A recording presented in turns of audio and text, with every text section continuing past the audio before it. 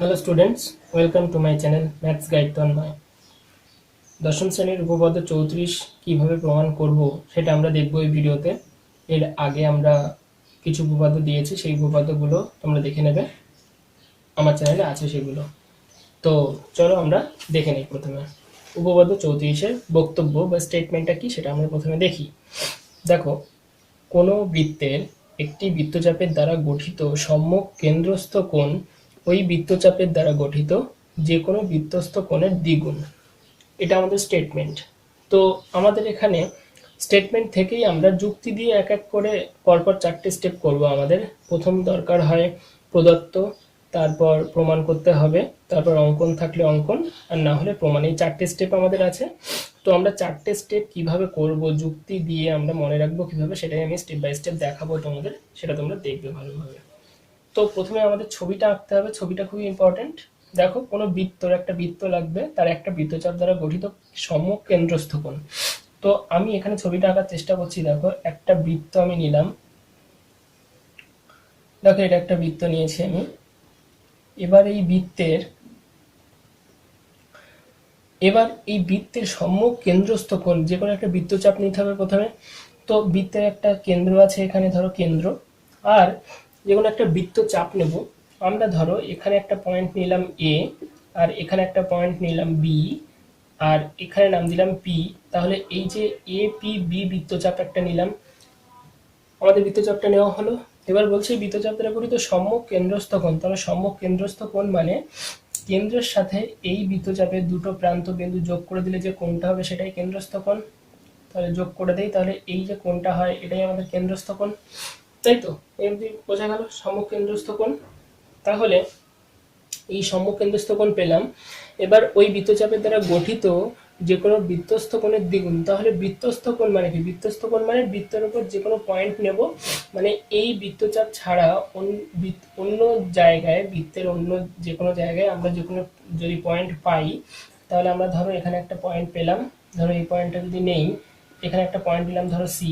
Suppose C, এটা পয়েন্টটা যে কোনো জায়গায় হতে পারে, এখানে হতে পারে, এখানে হতে পারে, এখানে এখানে এখানে যে কোনো জায়গায় হতে পারে। তো আমরা এখানে নিলাম, আর এদের এই সি পয়েন্টের সাথে এ আর বিটা অ্যাড করে দেবো আমরা। অ্যাড করে দিলে যে কোণটা পাবো, এই কোণটা, একে বলবো কেন্দ্রস্থ কোণ। হলো? তাহলে বলছে এই কেন্দ্রস্থ কোণটা এই বৃত্তস্থ কোণের দ্বিগুণ হবে। মানে আমরা বুঝতে পারলাম এই কেন্দ্রটার নাম দিয়ে দিলাম ও। বোঝা গেল ছবিটা কি হবে? আমাদের ছবিটা এরকম হতে পারে, ছবিটা অন্য আরো কিছুই হতে পারে। আমরা এরকম কোনো একটা বৃত্ত নিতে পারি। এখানে আমরা একটা বৃত্তচাপ নিলাম এ বি, ঠিক আছে, এটা ও নিলাম।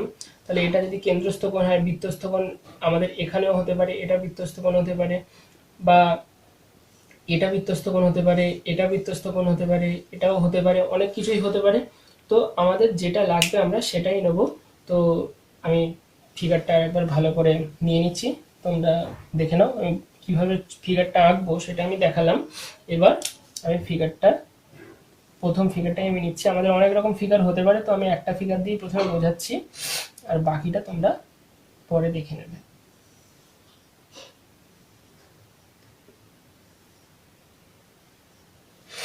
দেখো, ফিগারটা আমি নিয়ে নিয়েছি, একটু বাকিয়ে নিয়েছি, ও আছে এখানে।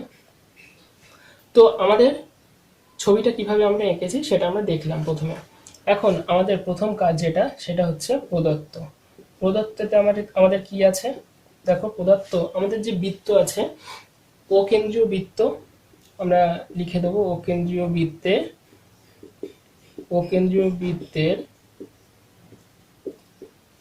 এ পি, এখানে একটা পি লিখে দিই। বৃত্তচাপ সেহেতু এ বি বৃত্তচাপ না লিখে একটা মাঝখানে একটা পয়েন্ট দিয়ে দিলাম আমরা, এ পি বি বৃত্তচাপ বলবো। ও কেন্দ্রীয় বৃত্তের এ পি বি বৃত্তচাপ দ্বারা, কারণ এটা দিলে বৃত্তচাপ বোঝায়, বৃত্তচাপ দ্বারা গঠিত কেন্দ্রস্থ কোণ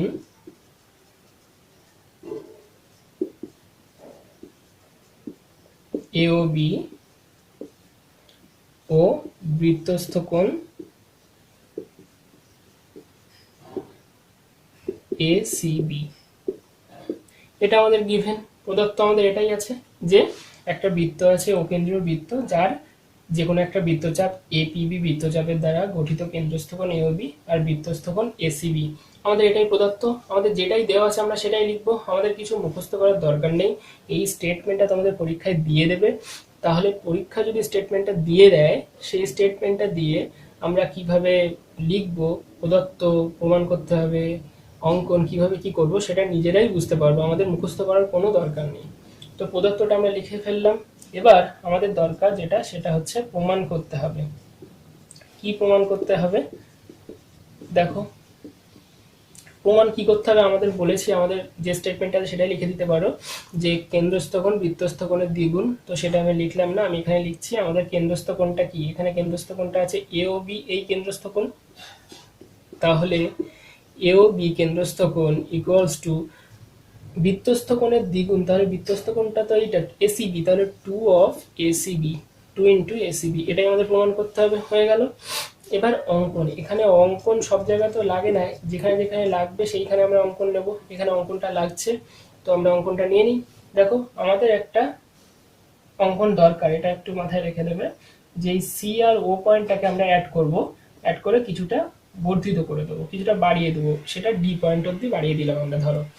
তাহলে আমরা এখানে লিখে দেবো ও সি যুক্ত করলাম এবং বা যুক্ত করে ডি বিন্দু পর্যন্ত বর্ধিত করলাম।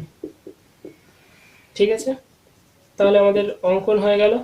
আশা করি প্রদত্ত প্রমাণ করতে হবে আর অঙ্কন সবই আমরা বুঝতে পারলাম। তো প্রমাণ করতে হবে যেটা, সেটা আমি সাইডে লিখে রাখলাম, A O B equal to 2 of ACB, এটাই আমাদের প্রমাণ করতে হবে, বাকিটা আমি মুছে দেবো। এখন আমাদের আসল কাজ যেটা সেটা হচ্ছে প্রমাণ করা। কিভাবে উপপাদ্যটা আমরা প্রমাণ করব দেখো, প্রমাণটা খুবই সহজ, প্রমাণটা তেমন কিছুই না, তোমরা যদি সিম্পল ভাবে দেখো বুঝতে পেরে যাবে। তো প্রথমে আমরা এই একটা ত্রিভুজে আসব, এ সি ও, এই ত্রিভুজে আসব। তো দেখো এসিও ত্রিভুজের ডি কোণটা বহিঃকোণ। তো তার আগে আমরা একটা জিনিস বলে রাখি, এসিও ত্রিভুজ থেকে ত্রিভুজ এসিও থেকে কি পাচ্ছি একটা দেখো, ত্রিভুজ এসিও এর দেখো এও সমান ওসি, এই এও আর ওসি দুটো সমান কেন, দেখো এওটাও ব্যাসার্ধ ওসিটাও ব্যাসার্ধ, যেহেতু একই বৃত্তের ব্যাসার্ধ দুটো তো সেমই হবে, কেননা বৃত্তের যদি ব্যাসার্ধগুলো আমাদের সবই তো সেম হয়, যে কোনো একটা বৃত্তের সবকটা ব্যাসার্ধই সেম, তাহলে এও আর ওসিটা সমান। তাহলে আমরা লিখবো পাশে একই বৃত্তের ব্যাসার্ধ। পাশে আমাদের লজিকগুলো কিন্তু লিখে দিতে হবে, লজিক না লিখলে কিন্তু নাম্বার কেটে নেওয়া হবে পরীক্ষায়, তোমরা লজিকটা ঠিকঠাক লিখবে। তাহলে একই বৃত্তের ব্যাসার্ধ। এবার যেই এও আর ওসিটা সমান হয়ে গেল, আমরা এখানে আমি একটু বলে দিই যে এই একটা উপপাদ্য তোমরা ছোটবেলায় পড়েছিলে, যদি কোনো ত্রিভুজের দুটো বাহু সমান হয় তাহলে তাদের বিপরীত কোণদ্বয়ও সমান হয়, মানে এই বাহু দুটো যদি সমান হয় তাহলে তাদের বিপরীত কোণ এটা আর এটা সমান হবে।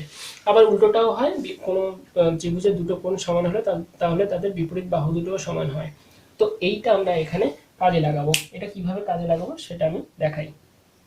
দেখো, তো এটাই আমি এখানে লিখব যে এওর সাথে ওসি যদি সমান হয় তাহলে এওর বিপরীত কোণ, এও বাহুর বিপরীত কোণ দেখো এসিও, এই কোণটা, তাহলে আমরা লিখতে পারি এসিও কোণ ইকুয়ালস টু ওসি বাহুর বিপরীত কোণ এইটা, মানে ওসিএ, তাহলে ওসিএ এই কোণটা হলো। আমাদের কিন্তু নাম দিয়ে লিখতে হবে, দুটোই কিন্তু সি কোণ, সরি ও এসি, এটা ভুল লিখে ফেললাম, এটা ও এসি হবে, ওসি বাহুর বিপরীত কোণ ও এসি।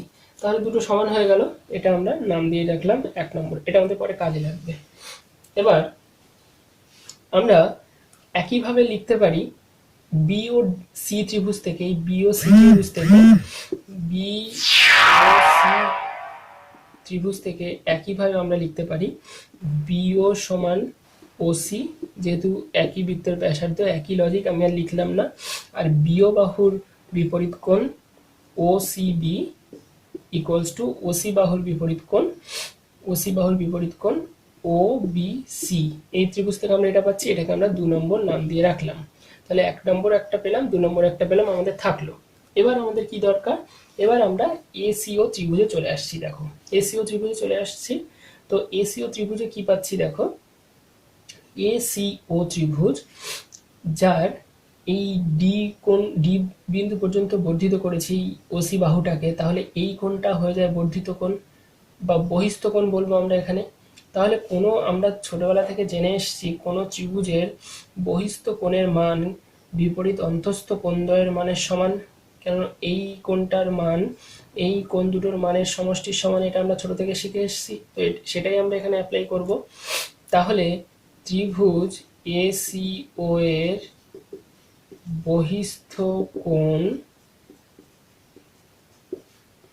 এওডি সমান আমরা কি পাচ্ছি, দেখো এওডি সমান পাচ্ছি বিপরীত অন্তঃস্থ কোণ মানে এই ওএসি আর ওসিএ এই দুটো কোণ, তাহলে ওএসি প্লাস ওসিএ এই দুটো কোণ পেলাম। ঠিক আছে, এই দুটো কোণ পেয়ে গেলাম। আবার 1 নম্বরে দেখো এসিও মানে ওএসি দুটো সমান, তাহলে এওসি আর ওএসি দুটো সমান, আমি এসিও লিখে দিই তাহলে তোমাদের বুঝতে সুবিধা। ওসি আর এসিও সমান, সেটা নিয়ে তোমাদের অসুবিধা নেই কিছু। তো এখন দেখো আমরা 1 নম্বর থেকে এখানে লিখে দিতে পারবো। আমরা কিন্তু কেন্দ্রস্থ কোণ নিয়ে কাজ করব, সেহেতু এই দুটো কোণ যদি সমান হয় তাহলে আমরা উপরেরটাই নেব, কারণ এটাই আমাদের প্রমাণে আমাদের এই কোণটা কাজে লাগবে, এই কোণটা কাজে লাগবে না। সে কারণে আমরা ওএসি এর জায়গায় ওসিএ লিখব। তাহলে দেখো ওএসি এর জায়গায় আমরা লিখছি ওসিএ, কেননা 1 নম্বর থেকে আমরা সেটাই পাচ্ছি ওসিএ। আমি এটাকে ওসিএ লিখে দিই, তাহলে তোমাদের কোনো সমস্যা হবে না। এটা আমি লিখে দিলাম ওসিএ, থাকলো তাহলে একই ব্যাপার। তাহলে আমরা লিখে দেবো 1 নম্বর থেকে পাই, 1 নম্বর থেকে পাই লিখে দিলাম। পাশে লজিকগুলো লিখে দিলে আমাদের বোঝাতেও সুবিধা হবে, যিনি খাতা দেখবেন তিনিও বুঝতে পারবেন পুরোপুরি। এবার এসিও ত্রিভুজ থেকে পেয়ে গেছি, এবার আমরা এই বিওসি ত্রিভুজে আসবো। একইভাবে ত্রিভুজ বিওসি থেকে কি পাই, এটাই এসিও বা এওসি যা খুশি লিখতে পারো। বিওসি এর একইভাবে বহিস্থ কোণ নেব আমরা। বিওসি এর বহিস্থ কোণ আমাদের এখানে কি আছে দেখো, বিওডি এই কোণটা বহিস্থ কোণ, একইভাবে বিওডিটা বহিস্থ কোণ। তাহলে বিওডি আমি লিখলাম ইকুয়ালস টু বিপরীত অন্তঃস্থ কোণ কে কে আছে, এই কোণটা আর এই কোণটা, তাহলে ওবিসি আর ওসিবি হলো। তাহলে ওসিবি প্লাস ওবিসি এই দুটো হলো। এখন আমরা এখানে লিখে রেখেছি দেখো ওসিবি ইকুয়াল টু ওবিসি, তাহলে ওবিসি এই কোণটা তো আমাদের লাগবে না, আমরা তো উপরের দিকের কোণটা নিয়ে কাজ, তাহলে এই কোণটার জায়গায় আমি এটা লিখবো, তাহলে ওবিসি এর জায়গায় ওসিবি লিখবো। কারণ এই 2 নম্বরে আমরা প্রমাণ করে রেখেছি কেন, তাহলে ওবিসি এর জায়গায় আমরা লিখবো ওসিবি, তাহলে আমাদের হয়ে গেল ওসিবি প্লাস ওসিবি, মানে পরের স্টেপে গিয়ে আমাদের হয়ে যাবে, এটা যদি আমি মুছে দিই তাহলে 2 ওসিবি হয়ে যাবে, তাই তো দুটো যোগ করে যদি দিই আমি। ঠিক আছে, তো আগের স্টেপটাতে তো দেখো ওসিএ হবে, আমি এটা কমপ্লিট করিনি, ওসিএ এটা 2 ওসিএ হয়ে যাবে, হলো। এটা আমি আগে বলিনি, তো আমি এখনই বলে দিলাম যে দুটো যোগ করে লিখবে, লিখে তারপরে এটা 2 ওসিএ লিখতে পারবে, হলো। তো এটাকে আমরা লিখে দেবো 2 নম্বর থেকে পাই, 2 নম্বর থেকে পাই, আমি লিখলাম না সেটা তোমরা লিখবে। আর এটাকে আমরা নাম দিলাম 3 নম্বর, এটাকে নাম দিলাম 4 নম্বর। এবার আমাদের আসল কাজ 3 নম্বর ও 4 নম্বর থেকে কি পাবো সেটা দেখব। দেখো এওডি ইকুয়াল টু 2 ওসিএ আর বিওডি ইকুয়াল টু 2 ওসিবি, 3 নম্বর আর 4 নম্বর আমি এটা লিখে নিয়েছি, বাকিটা আমি মুছে দিয়েছি। তোমরা খাতায় লিখে নেবে, লিখে পরপর করবে, আমি যেহেতু জায়গা নেই সেহেতু মুছে দিয়েই করছি, তোমরা বুঝতে পারবে আশা করি। তো দেখো আমাদের টার্গেট এই এওবি কোণটা নেওয়া, তো আমরা এখন নেব কেন্দ্রস্থ কোণ এওবি। এওবি মানে কি দেখো, কেন্দ্রস্থ এওবি কোণটা মানে এওডি আর বিওডি দুটো অ্যাড করলেই তো এওবিটা পাবো, আমরা এই ফিগার থেকে আমরা দেখতে পাচ্ছি। তাহলে এওডি প্লাস বিওডি এটা পাবো।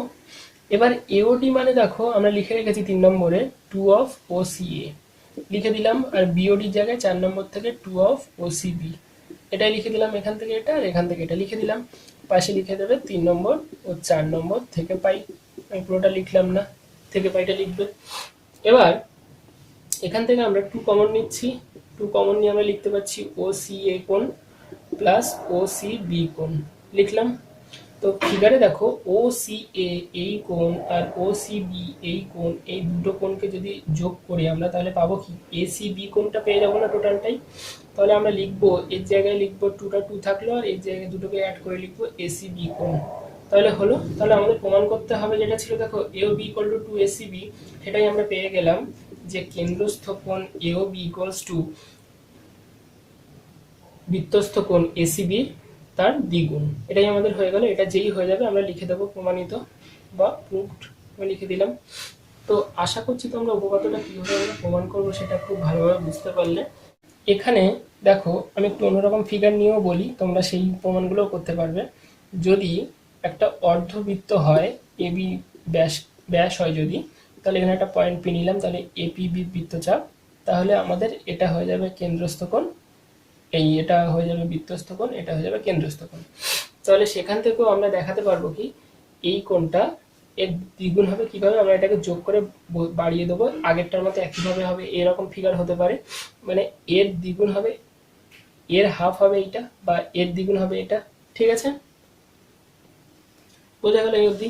এবার অন্যরকম ফিগারও হতে পারে, এটা এবি বৃত্তচাপ তোমরা নেবে, তাহলে এটা যদি কেন্দ্রস্থ কোণ হয় আর বৃত্তস্থ কোণ ধরো এখানে থাকতে পারে, এখানে থাকতে পারে, এখানে থাকতে পারে, এরা সবাই কিন্তু দ্বিগুণ হাফ হবে, এই কেন্দ্রস্থ কোণের হাফ হবে এই বৃত্তস্থ কোণগুলো।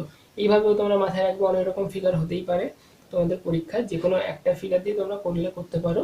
আর এইগুলো আমি জাস্ট বলে দিলাম, একই প্রমাণ তোমরা দেখে নিতে পারবে। আসল যে প্রমাণটা সেটাই আমি দেখিয়ে দিয়েছি। আশা করি তোমরা এই উপপাদ্যটা কীভাবে প্রমাণ করতে হবে সেটা খুব ভালোভাবে বুঝতে পারবে। উপপাদ্য 34-এর আর এক রকম ফিগার হয়, সেটা আমি একটু দেখাই। দেখো আমরা যখন ছোট বৃত্তচাপটা নেই তখন আমরা দেখেছি এ বি এখানে যদি থাকে ছোট বৃত্তচাপ, তার দ্বারা গঠিত কেন্দ্রস্থ কোণ বৃত্তস্থ কোণের দ্বিগুণ হবে, মানে এইটা ডবল হবে, মানে এটা যদি এক্স হয় এটা হবে 2x, এটা যদি সি দেই তাহলে এটা আমরা শিখেছি, একটু আগেই দেখলাম, আরও কয়েকটা ফিগারে দেখলাম। কিন্তু আমাদের যদি এই বৃত্তচাপটা অধিচাপ হয়, মানে বড় বৃত্তচাপ হয়ে যায়, মানে আমরা এরকম নিলাম আর বৃত্তচাপটা এখানে নিলাম, ধরো এবি বৃত্তচাপ, তাহলে কিন্তু এই বৃত্তচাপটা বড় বৃত্তচাপ হয়ে গেল, তাহলে এর দ্বারা গঠিত কেন্দ্রস্থ কোণ মানে এটা। এবার এইরকম যখন হবে তখন কেন্দ্রস্থ কোণটা আমরা কি ভাববো, কেন্দ্রস্থ কোণটা কিন্তু এটা ভাবলে হবে না, আমাদের এই কোণটা ভাবতে হবে। এই যে যে কেন্দ্রস্থ কোণ প্রবৃদ্ধ কোণ, এটাকে আমরা বলি প্রবৃদ্ধ কোণ। এই প্রবৃদ্ধ কোণ কাকে বলে, যেটা 180 ডিগ্রির বড় আর 360 ডিগ্রির ছোট, তাকেই বলে আমরা প্রবৃদ্ধ কোণ। তাহলে এইটা কিন্তু নেব আমরা কোণটা এওবি কোণটা, তাহলে এটা কি হবে, এবার বৃত্তস্থ কোণ কিন্তু এইটুকু জায়গার মধ্যে যতটা হবে, এই জায়গার মধ্যে যে কোনো বৃত্তস্থ কোণ এরকম হতে পারে, এটা একটা বৃত্তস্থ কোণ হতে পারে, তাহলে এটা, তাহলে এটা যদি এক্স হয় এইটা হবে 2x, এইটা কিন্তু না, এটা কিন্তু না, এই কোণটা কিন্তু না, আমরা কিন্তু এই ভুলটা করি, এই কোণটা কিন্তু হবে না, আমরা এইটা একটু মাথায় রেখে দেবো, এটা আমাদের খুব কাজে লাগবে, অঙ্ক করতে গেলেও কাজে লাগবে এটা। আশা করি তোমরা এটাও বুঝতে পারলে এই কত রকম ফিগার হতে পারে, এগুলো বুঝে রাখতে পারলে তোমাদের জ্যামিতির যে শর্ট কোশ্চেনগুলো তোমাদের আসবে সেগুলো তোমরা ইজিলি করতে পারবে। আশা করি তোমরা বুঝতে পারছো।